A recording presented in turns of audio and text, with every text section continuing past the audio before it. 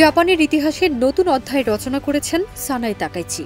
দেশটির প্রথম নারী প্রধানমন্ত্রী হিসেবে দায়িত্ব নিয়েই তিনি এখন বিশ্বজুড়ে আলোচনায়।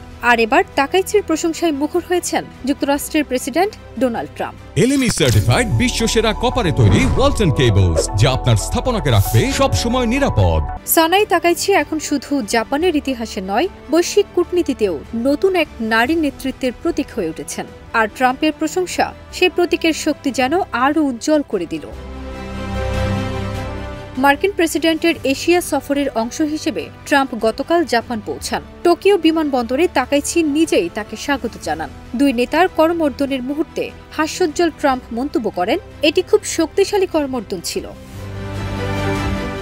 প্রাথমিক আলোচনায় তাকাইচি সাবেক প্রধানমন্ত্রী শিনজো আবের কথা উল্লেখ করে বলেন, সাবেক প্রধানমন্ত্রী শিনজো আবে প্রায়ই আপনার গতিশীল কূটনীতি সম্পর্কে বলতেন। জবাবে ট্রাম্প বলেন, জাপানের প্রথম নারী প্রধানমন্ত্রী হিসেবে আপনার ভূমিকা অসাধারণ।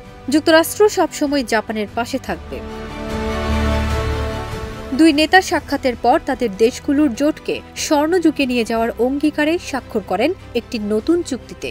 যদিও এর বিষয়বস্তু গোপন রাখা হয়েছে, পরে তারা আরও একটি গুরুত্বপূর্ণ চুক্তিতে সই করেন, যা বিরল খনিজ ও গুরুত্বপূর্ণ সম্পদ বিনিময়ে যুক্তরাষ্ট্র জাপান সহযোগিতার কাঠামো তৈরি করবে।